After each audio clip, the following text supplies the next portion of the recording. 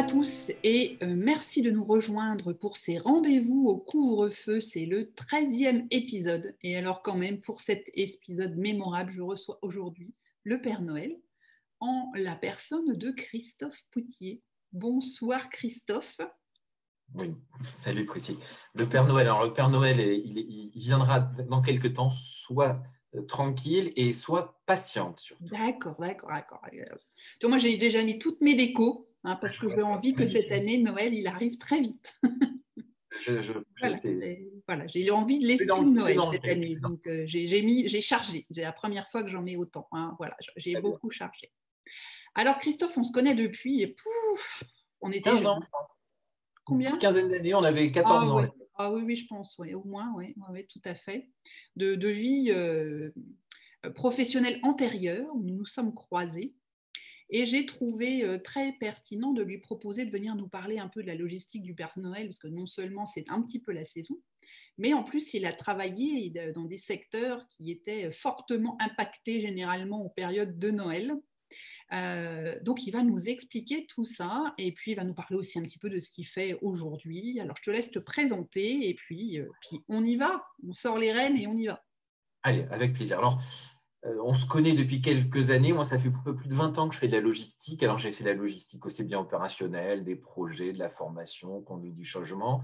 J'ai travaillé dans du B2B alimentaire, du B2C non alimentaire, de l'e-commerce, pure player, vente privée. Et autant dire, j'ai eu la chance d'être parmi un des lutins du Père Noël. Donc, alors, raconte-nous tout ça. Comment ? Raconte-nous tout ça, parce que alors, pour beaucoup d'entre nous… Le Père Noël, il commence très tôt à travailler. Voilà. Le premier travail, il se fait forcément, les lutins travaillent sur les produits. Alors, les produits, suivant la typologie de produits, on peut commencer très, très tôt. Alors, je vais même vous donner un secret à ne pas répéter, c'est que les cadeaux, les jouets, on commence à travailler sur les jouets de 2021 aujourd'hui. C'est-à-dire qu'on a déjà pris un an d'avance. C'est-à-dire que c'est un peu particulier les jouets parce que le marché est un peu compliqué, la fabrication est un petit peu compliquée, du coup on s'y prend très très à l'avance. Après, petit à petit, en fonction des produits, alors le jouet, je vous ai dit, c'est aujourd'hui pour dans un an, on va les commander à peu près l'été prochain pour qu'ils arrivent en septembre, octobre, et pour que tout soit présent dans la haute, alors on va dire la haute d'ailleurs, parce que j'ai un peu pris l'accent du sud, je suis désolé, dans la haute, non, pour que tout soit présent dans les entrepôts qui gèrent le travail des lutins et du Père Noël, il faut que tout soit présent au niveau des jouets pour octobre, parce que régulièrement aux vacances de Toussaint, les premières promotions de jouets se font. D'accord. Là, c'est plus dans la partie retail. Après, sur la partie magasin, j'utilise des termes, retail, c'est les magasins, alors que sur la partie e-commerce, donc Internet, on va dire que le gros business se fait à partir du 15 novembre et à ce moment-là, il faut tous les produits. Mais les produits, c'est quoi? Les produits, c'est des gammes parce qu'il faut impérativement, sur la partie jouets, avoir les gammes bien présentes. Alors, quand je dis les gammes, c'est notamment des produits un peu spécifiques. J'ai pensé aux jeunes filles comme les Barbie, parce que les Barbie, une enseigne de jouets qui n'a pas de Barbie, une Barbie, c'est 70% du business de Mattel, parce qu'autour de ce produit-là, on va se constituer toute la demande. Ouais. Et le jouet, c'est pour une enseigne de magasin, Noël, c'est 70% du business. Donc, on ne peut pas le rater. Le Père Noël, il faut vraiment qu'il soit là au bon moment. C'est un peu différent sur d'autres familles. Alors, moi, j'ai eu la chance de travailler sur du jouet lorsque j'étais dans une enseigne d'Internet qui s'appelle Pixmania. Ensuite, j'ai eu aussi la chance de vendre autre chose que du jouet, à savoir vendre du textile, vendre de la déco. Et ça, on s'y prend un petit peu plus tard parce que les demandes sur cette période-là, ce n'est pas les plus grosses demandes. Le textile, c'est, on va dire qu'à Noël, on vend plus au début de la saison. La saison, c'est été-hiver. Et la période de Noël, c'est un peu plus calme parce que ça va s'accélérer un petit peu plus tard, un peu après Noël. Le Père Noël est déjà rentré chez lui parce qu'il va y avoir les soldes. Donc, ce n'est pas la plus grosse période. La déco, c'est un peu spécifique. Le Père Noël, dans ses paquets, tous les lutins, ils mettent plus des bougies, des objets de décoration. J'en vois des très, très jolis derrière toi. C'est plus les orientations, des décos spécifiques pour la période. Il n'y a pas de demande à proprement parler. Okay. Après, il y il y a un produit, moi, que j'aime bien, c'est les fragrances, les parfums. Les parfums, on pense toujours pour sa maman ou son papa, la fête la fête des mères, la fête des pères. Mais la période de Noël, c'est une très forte période pour le parfum. Et ça nécessite bien évidemment que le Père Noël ait bien organisé ça en amont et pour qu'il ait en temps et en heure tous ses produits. Et à ce moment-là, c'est plus des coffrets qu'on vend que des produits individuels. D'accord. Après, ouais, c'est important. Après, je finirai par un dernier produit avant de parler plus de l'organisation des lutins qui font les petits colis. C'est la partie chocolat. Parce qu'on quand on pense chocolat, on pense tout de suite Pâques. Mais Pâques, c'est une très forte période, mais la période de Noël, c'est aussi une période hyper importante. C'est pour ça que moi, je pense très fort aux pâtissiers, aux chocolatiers aujourd'hui, parce que pour eux, ça va être une période qui fera que Pâques s'est bien passé, il faut que ça se passe bien aussi à Noël. Ça, c'est plus dans la partie produit. Ok, et j'ai une toute petite question aussi, parce que tu m'as dit que tu étais un peu dans l'alimentaire aussi tout au début, parce qu'il y a aussi quand même un impact assez fort, j'imagine, dans l'alimentaire, déjà pour tous les repas qu'on fait, et puis toute la nourriture festive de Noël. Alors, je pense aux huîtres, le chapon, la dinde, le foie gras, le caviar, Sur cette etc. partie-là, en fait, c'est une période qui va durer pour la partie alimentaire. C'est mon premier métier. Je vendais de la glace à l'époque, des tonnes Ah, de glace. Et les fêtes, c'est à la fois les fêtes de Noël, les deux repas principaux, mais c'est aussi, ça se poursuit aussi sur les galettes, parce que c'est toute une période où pendant à peu près un mois, on va avoir une forte activité. Alors, ça nécessite, bien évidemment, on connaît, c'est des contraintes de chaîne du froid, des contraintes de préalable d'anticipation des achats. Et tu prenais l'exemple des huîtres. Les huîtres, il y a 70% des huîtres qui se vendent à Noël.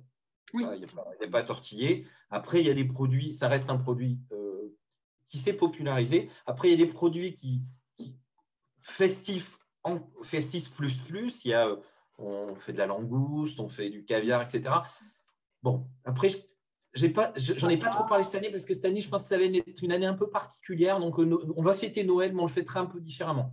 Alors, il y aura, je pense, des huîtres, il y aura toujours un petit quelque chose, mais bon, c'est une année de transition, on va dire. Le Père Noël, je pense qu'il se donnera à fond l'an prochain sur cette partie-là. Ouais.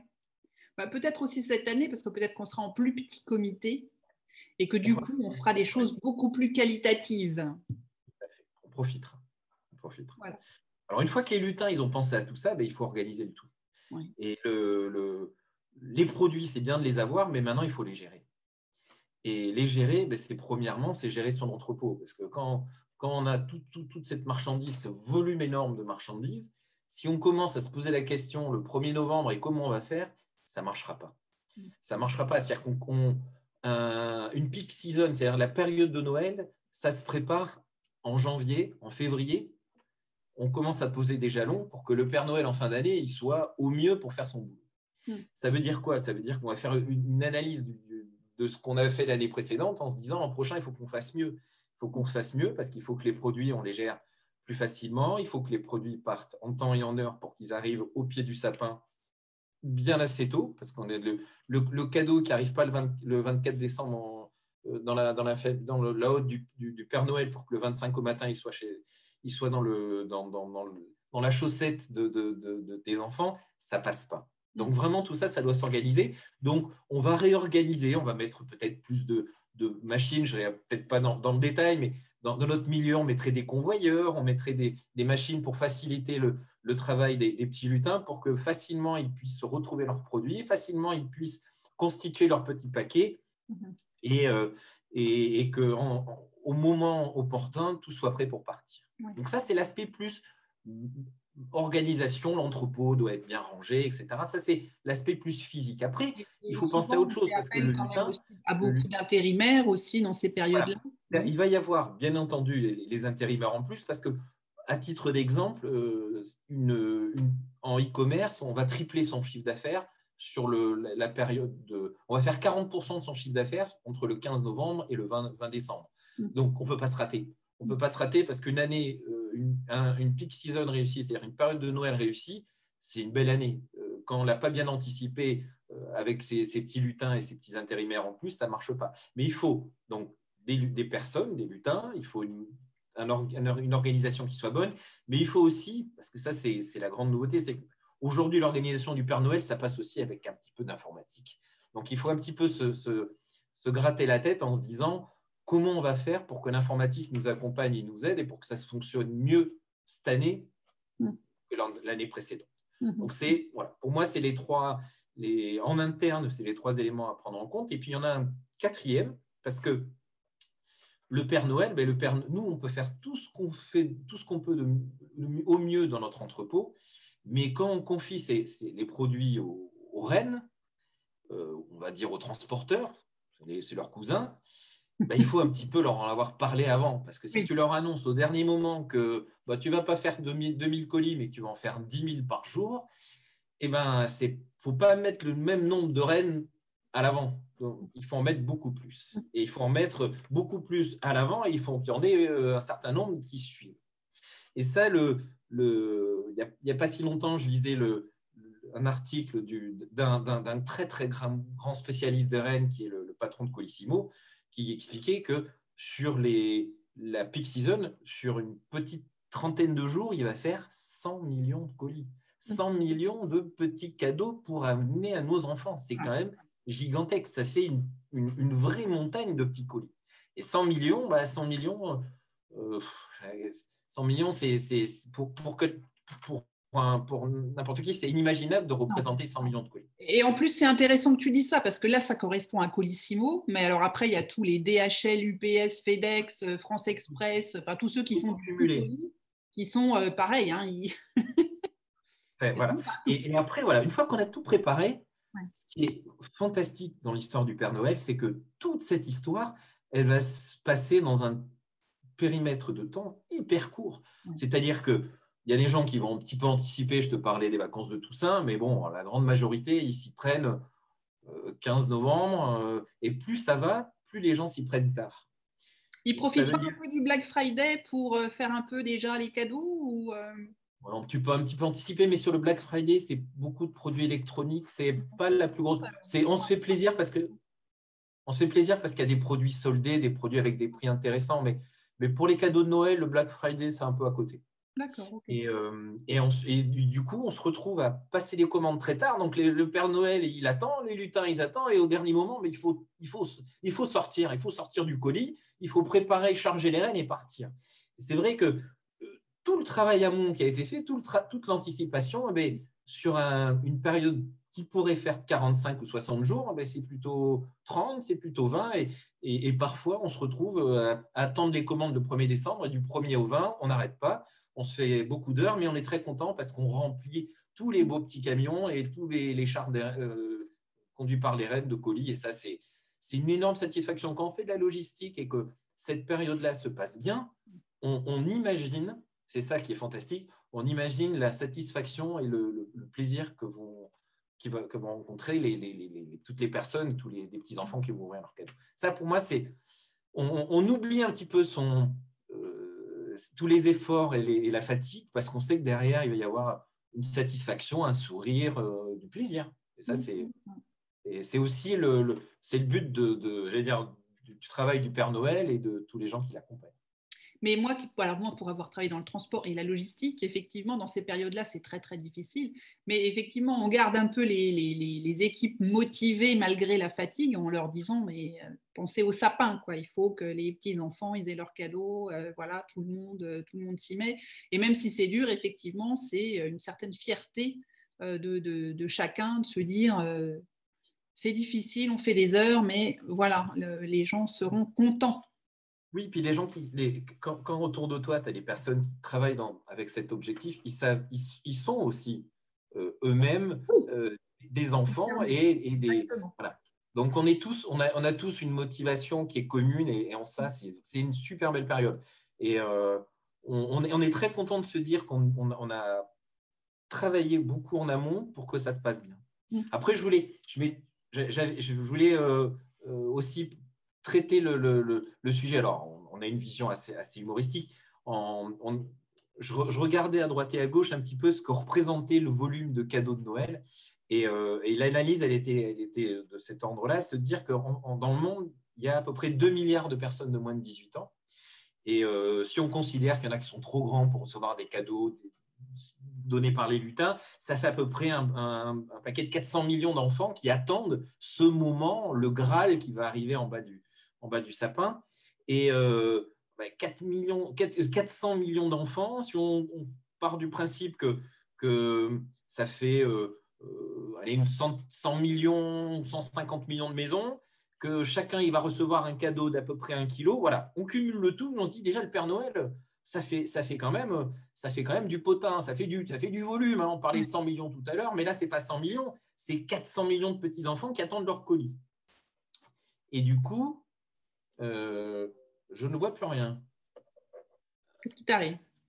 Non, tu me vois encore? Ah oui, oui, oui, tout à fait. Moi, j'ai disparu de l'écran, mais c'est pas grave. Oui, du coup, ce que j'étais en train de raconter, c'est que ça fait beaucoup, beaucoup de colis. Alors, il y a des savants américains qui se sont amusés à calculer combien ça pourrait faire quels sont les moyens à mettre en place pour transporter tous ces colis. Alors, tous ces colis, ça fait, donc je vous ai dit 400 millions de petits garçons qui vont avoir un colis, on va dire un colis, un cadeau, hein, parce que sinon après on va Alors en exploser. plus, je me suis dit, tu es quand même très conservateur parce que j'entends quand même beaucoup de gens qui sont avec X colis par enfant. Non, Ah bon. il faut.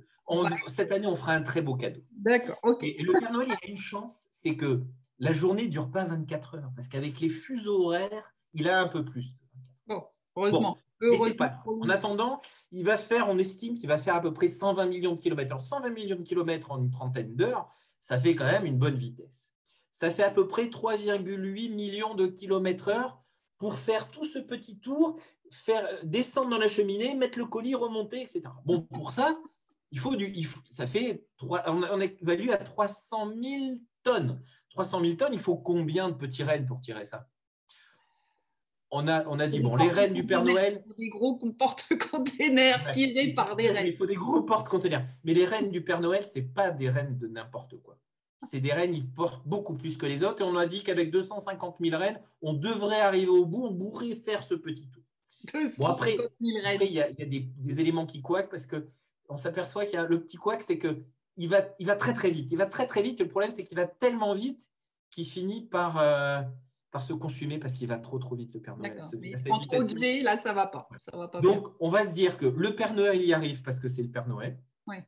Et que le 25 décembre, quand les enfants vont se lever, en bas du sapin, il y aura le colis. Parfait. Il faut être comme ça. Écoute, Christophe, merci mille fois. C'était absolument génial la façon dont tu as raconté ça et tout cet humour que tu mets. Mais te connaissant, ça ne m'étonne absolument pas. Alors, on avait eu un petit commentaire de Mathieu qui nous met qu'effectivement, on avait annoncé 4 millions de colis par jour. J'imagine que c'est pour la France. Donc, ça fait quand même beaucoup, hein, beaucoup, beaucoup. Heureusement qu'il y a beaucoup d'acteurs dans le transport et la logistique pour brasser tous ces petits colis parce que ça fait un paquet. Hein. C'est le cas de le dire. Mais on a parlé du Père Noël, mais j'ai aussi une très bonne nouvelle. Oui. C'est que le secrétariat du Père Noël est ouvert depuis une semaine. Donc, tous les enfants qui écrivent au Père Noël auront une réponse.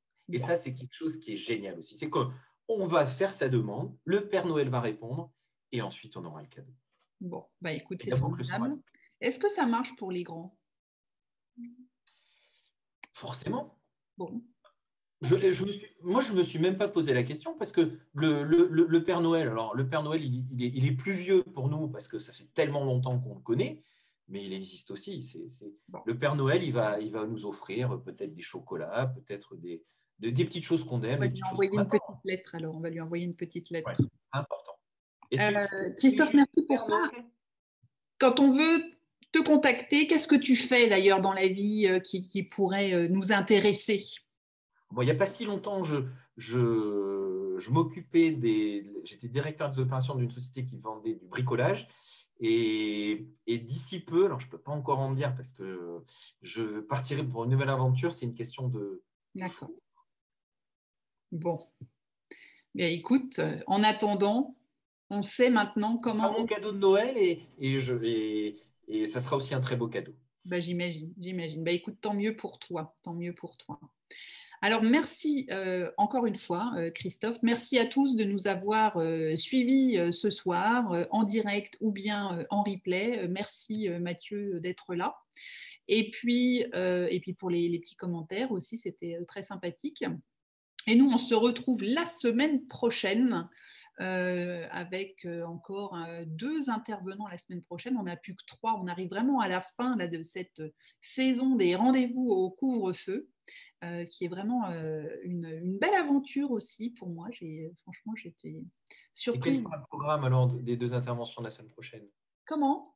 Quel sera le programme des 2 Alors, la interventions? semaine prochaine, on va parler de la mixité, de la diversité en entreprise, donc qui est un grand sujet, hein. Super Juste programme. avant, là, je suivais d'ailleurs un webinaire où il y avait un certain nombre de femmes qui parlaient sur la nécessité d'avoir plus de femmes dans les conseils d'administration, dans les COMEX, dans les CODIR, etc., etc. Il y avait Nadine Moreno et puis Brigitte Grésy notamment. Enfin voilà, donc c'est très très intéressant. Donc nous, on va parler côté RH, voilà, de la partie de la diversité en entreprise avec Jérôme Puissant qui travaille dans ce domaine-là et puis qui va nous donner un éclairage en nous demandant si c'est un mythe ou une réalité, parce que parfois c'est vrai qu'on se demande encore un petit peu. Et puis voilà, après je ne dévoile pas tout, on va y aller C'est comme un étape par cadeau, c'est étape. super. Mais voilà, encore des beaux sujets pour nous accompagner d'ici la fin du mois. Merci à tous, merci Christophe. Merci Priscille, merci à C'était toi. top. Et puis, très bonne soirée à vous et très bonne fête de Noël et, voilà, et de fin d'année. À bientôt. Bye. Ciao.